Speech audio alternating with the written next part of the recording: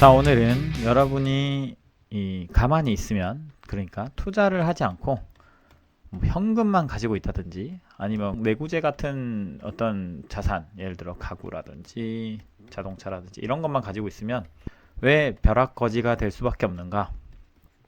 요거에 대해서 한번 얘기를 해볼까 합니다. 이런 추세는 사실 가장 심화되기 시작한 거는 2008년 금융위기 이후였다고 저는 생각하거든요. 그래서 요때부터 저는 주변에 투자를 많이 하라고 했었고, 근데 이거 이후로 더 심화된 게 2020년 이후입니다. 이게 진짜 그래서 이제 요즘에 뭐 아파트 값이 미친 듯이 오르고 뭐 정책 실패도 있겠지만 미친 듯이 오르고 뭐 여러 가지 주가도 오르고 뭐 뭐든지 다 올라가죠. 지금 뭐 원자재가 오르고 뭐 모든 게 미쳐 돌아가고 있습니다. 이게 왜 그런가 한번 이해를 해볼 필요가 있어서 얘기를 해보려고 합니다.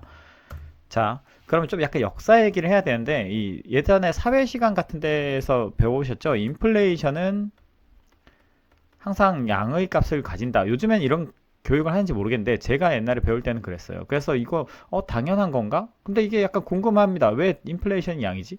요거에 대해서 한번 저는 저 개인적으로 이해한 바로는 1970년대, 1971년인가요? 요때 이제 미국이 금태환을 중지하는데요. 금태환을 중지하는 게 뭐냐면 이제 달러가 금에 묶여 있었거든요. 그래서 이제 금을 이만큼 보유하면 달러도 이만큼 가질 수 있고, 금이 더 많아지면 달러도 더 많이 발행할 수 있고, 약간 요런 비율적인 부분이 있었습니다. 물론 그전에도 비율을 계속 낮춰가면서 금이 보유형이 안 되니까 달러를 더 많이 찍기 위한 노력을 많이 했었는데, 그러다가 이제 1971년에 그냥 아예 폐지를 해버린 거예요. 이게 되게 재밌는 게 예전에는 유럽이 중심이었고 우리 어떤 전 지구에, 그리고 그 유럽에서 이 파운드화, 그러니까 이제 이 파운드화, 영국이 약간 기축통화 역할을 했었는데 거기서 이제 전쟁을 1, 2차 세계대전을 치르면서 금이 다 없어지니까 이제 금이 다 유출이 돼서 미국으로 다 흘러가게 되고, 미국이 금이 많아지면서 이제 다시 기축통화를 이 승기를 잡은 거거든요. 그래서 달러를 기축통화로 형성을 했고, 이 전 세계가 이제 달러를 쓰는 지경까지 이르르니까 이제 미국에서 생각을 합니다. 제가 느끼기에 그냥 추측이에요. 생각을 해보니까 뭐 굳이 내가 달러에 묶어 놓을 필요가 있냐. 그냥 내 마음대로 이제 달러는 모두가 쓰고 모두가 자산으로도 쓰기 때문에 이건 뭐 이 달러가 뭐가 문제가 생기면 다 같이 힘든 거니까 그래, 그냥 이거를 금에 패깅하지 말고 그냥 달러를 그대로 자유의 몸을 만들자 해서 이제 그때부터 달러가 아무것도 묶여있지 않으면서, 옛날에 이제 백드 바이 골드 뭐 이런 문구가 있었거든요, 그 화폐에. 근데 그게 없어지면서 이 달러는 자유의 몸이 됩니다. 그래서 마음대로 찍어낼 수가 있는 자산이 돼버린 거예요. 그게 예를 들어 이제 뭐 원화나 뭐 다른 화폐들은 이 달러 대비, 달러가 기축이기 때문에 달러 대비 내가 화폐를 너무 찍으면 화폐 가치가 떨어지죠. 근데 이거는 문제가 이 기축 통화이기 때문에 화폐 가치가 떨어질 염려가 없는 거죠. 그러니까 달러를 마음대로 찍을 수 있게 되고, 1970년대에 그래서 원자재 파동, 뭐 다른 요소들도 있었지만 원자재 파동도 생기고 금, 은 가격도 엄청나게 올라가고 했던 것도 약간 그런 요소가 있었던 거고요. 근데 이게 그럼 옛날부터 문제였는데 왜 지금 와서 그게 문제냐라고 했을 때 이 돈을 찍는 속도가 달라진 겁니다. 돈 찍는 속도. 예전에는 이게 좀 약간 그래도 어느 정도 뭐 이렇게 리니어하게 올라가긴 했지만 뭐 적당히 선을 유지했어요. 그리고 2008년에 저는 이제 되게 돈을 뭐 헬리콥터에서 돈을 뿌린다 뭐 이런 말을 할 것처럼 이렇게 2008년에 금융위기를 극복하면서 많이 돈을 뿌렸기 때문에 이때부터 저는 주식은 해야 된다, 투자의 시대다라고 얘기를 했지만, 그때는 이제 아주 절실하게 다들 와닿지도 않았고 아주 심각하진 않았어요. 그 당시에는 심각했는데 2020년과 비교하니까 심각하지가 않은 겁니다. 자, 그러면 지금 전 세계에 돈을 얼마나 찍고 있냐 했을 때 이 차트를 한번 보시죠. 보면 보입니까? 이게 이 M1이라고 해서 이제 본원 통하고 요걸 이제 멀티플라이 해가지고 은행에서 이제 더 부풀리게 되면 M2가 되는데, 뭐 차트는 비슷한 형태를 그려요. 근데 보면은 여기 보면 분명히 문제였던 요 부분, 요것도 많이 늘었었는데 지금 이 속도가 보입니까? 2020년 이후로 화폐는 미친 듯이 찍기 시작했어요. 정말로 이거는 정말 뭐 역사적으로 봐도 기울기는 정말 말이 되지 않습니다. 그러니까 화폐를 엄청나게 푼 거예요. 엄청나게 돈을 찍어낸 건데 이게 정말 문제가 되는 속도입니다. 그러니까 이제 지금 잘 한번 생각해 보세요. 이게 돈이 많아지는 건 상대적으로 전 세계의 자산은 유한하잖아요. 유한.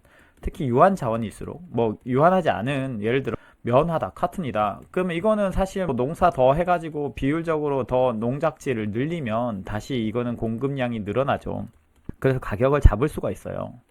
그래서 사실 공산품은 저거는 공산품은 아니지만 원자재지만 어쨌든 공산품은 이 인플레이션에서 올라가는 요소는 아닙니다. 보통 내려가죠. 이게 중국에서 제조를 하고 뭐 혹은 더 싼 나라에서 제조를 해서 대량 생산을 하면 공산품은 또 기계화도 하고 자동화도 하면 공산품 가격은 뭐 그렇게 인플레에 영향을 주지 못해요. 근데 문제는 우리가 생각하는 주택 가격 혹은 뭐 유가증권 등등, 유가도 있죠, 원유. 이런 등등의 자산들, 이게 이제 원유는 셰일가스 발견되면서 좀 아주 희소한 자원은 안 되게 돼 있지만 어쨌든 어느 정도 공급 통제가 가능한 자산들은 이 가격이 막 미친 듯이 올라갈 수밖에 없는 상황이 된 겁니다. 그러니까 여러분은 지금 이런 공산품이나 현금을 가지고 있으면 이 인플레이션 텍스라고 말을 하거든요. 인플레이션 텍스.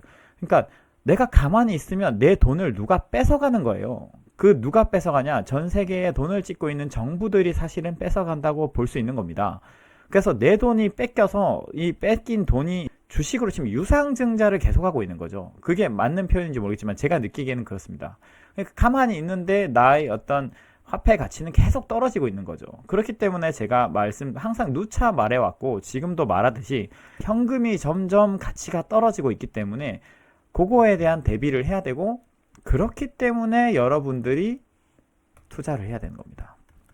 투자를 해야 되는 이유는 내가 한탕을 벌어보겠다 이런 게 아니에요. 사실 요즘에 이 코인 같은 거 나왔을 때 이 비트코인이 처음에 탄생한 이유도 다 아시죠? 뭐 이것도 달러 가치를 못 믿겠다는 거죠. 달러를 너무 많이 찍어내니까 나는 이건 못 믿겠다. 그러니까 비트코인을 사람들이 만들어냈고 이거는 이제 화폐의 발행량을 일정하게 조절을 해서 이거는 더 이상 화폐량이 늘지 않게 그러니까 화폐다운 화폐가 되고 싶다 라고 한 거고 그런 의미에서 등장한 거는 의미가 있다고 생각해요. 그래서 이제 이번 위기에는 골드 금값이 많이 오르지 않고 비트코인에 돈이 많이 몰렸죠. 코인유에다가 파생된 다양한 코인들이 생긴 거고 그래서 이것도 나름의 어떤 면에서는 존재 의미가 있는 거고 그래서 달러의 이 무한히 늘어나는 속도 이 주체할 수 없는 이 속도 요거를 이제 우리가 가만히 두다 보면 어차피 원화도 똑같이 따라서 찍거든요. 뭐 얘네도 찍는데 우리도 같이 찍어서 우리도 이제 경제를 살리자 뭐 이렇게 되는 건데 다 경제를 살리려고 돈을 이렇게 많이 찍다 보니까 그게 돈이 다 실물로 가서 그죠? 돈을 100을 찍었다. 실물로 최소한 뭐 50이라도 가주면 좋아요. 많이 가면 뭐 80도 가주면 좋겠지만 우리 원하는 건 100이 가주면 좋은 건데 뭐 이렇게는 가지 못하더라도 50이라도 가주면 좋은데 문제는 투기성으로 돈이 현금이 다 주식 시장으로 간다든지 혹은 부동산으로 가는 겁니다. 그러니까 이런 자산들이 엄청나게 올라가는 거예요. 그래서 지수가 우상향한다 얘기하잖아요. 이게 왜 그렇게 될 수밖에 없냐면 이 돈을 엄청나게 찍어내고 있기 때문에 근데 거기에 편입되는 기업 수는 유한하잖아요. 기업 수가 뭐 엄청 갑자기 막 엄청나게 생길 수 있는 거 아니고 물론 요즘에 뭐 다양한 뭐 벤처 기업들이 생기긴 하지만 기업 수는 유한하니까 IPO 되는 기업 수는 적은데 이 돈은 더 많은 속도로 늘어나니까 당연히 지수가 위로 올라가는 거죠. 그러니까 부동산도 빵 찍어내듯이 지을 수 없는 거기 때문에 당연히 부동산 가격도 올라가고요. 이런 상황에서 그럼 우리 임금, 예를 들어 이 노동자라고 생각하면 임금은 어떤가? 임금은 어떠냐면 사실은 이게 또 문제가 있습니다. 세계화와 자동화 이 두 가지 축으로 우리 임금을 누르는 요소가 생겨요. 이 세계화 전 세계에서 저임금 노동자들이 한국으로도 들어오고 뭐 미국으로도 들어가고 선진국으로 들어가죠. 그러다 보니까 대체할 수 있는 인력이 늘어나고 그 다음에 자동화 기계들이 갑자기 일을 하기 시작합니다. 물론 새로 탄생하는 어떤 직업들도 있겠지만 기계들이 일을 시작하고 코로나 이후로 이런 자동화 바람이 더 생기고 있죠. 그러니까 우리 임금은 아까 말한 인플레 속도를 못 따라가는 거예요. 인플레를 못 따라간다. 그러면은 나의 임금은 떨어지고 현금 가치도 떨어지는데 막 내가 살아야 될 집 혹은 유한한 유가증권이나 어떤 다른 희소 자원들은 계속 올라가는 겁니다. 그러니까 이번에 많은 경험을 했죠. 사람들이 이제 좀 절망을 하기도 하고 아, 내가 열심히 월급 모아서 내가 부자가 한번 돼보려고 했는데 아파트가 뭐 5억 하던 게 17억이 되고 뭐 20 몇 억이 되고 막 이러니까 뭐 내가 월급 가지고는 안 되겠네. 그래, 투기 가자. 이렇게 돼버렸는데 요런 결론까지는 이러면 안 되죠. 그 건전하게 어떻게 하면은 내 자산을 키워나갈지, 이제는 정말 자산을 키우는 게 더 중요한 시대가 돼버린 겁니다. 그래서 이번 말에 요약을 하자면 짧게 요약을 해볼게요. 1번, 지금 돈을 푸는 시대다.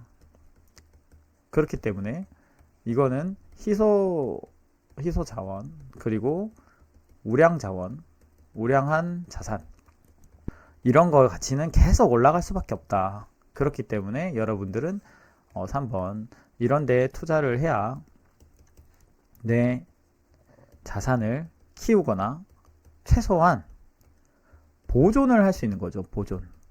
지금 현금은 빠른 속도로 1000만 원의 가치가 900만 원이 되고 800만 원이 되는 시대에 있습니다. 엊그제 했던 김치찌개 가격이, 김치찌개가 예전에 전 2008년 금융위기 전에 5,000원이었는데 7,000원이 됐었는데 지금 얼마인지 모르겠어요. 뭐 9,000원 이렇게 되겠죠. 이게 14값에 계속 올라가듯이 모든 게 가격이 올라가는 시대가 된 겁니다. 그러니까 같은 돈을 벌어도 점점 더 내가 가용 소비력은 떨어지고 뭐 그런 시대가 된 거죠. 그렇기 때문에 투자를 꼭 해야 여러분이 자기 소비력을 유지할 수 있다. 이런 얘기를 하고 싶었습니다.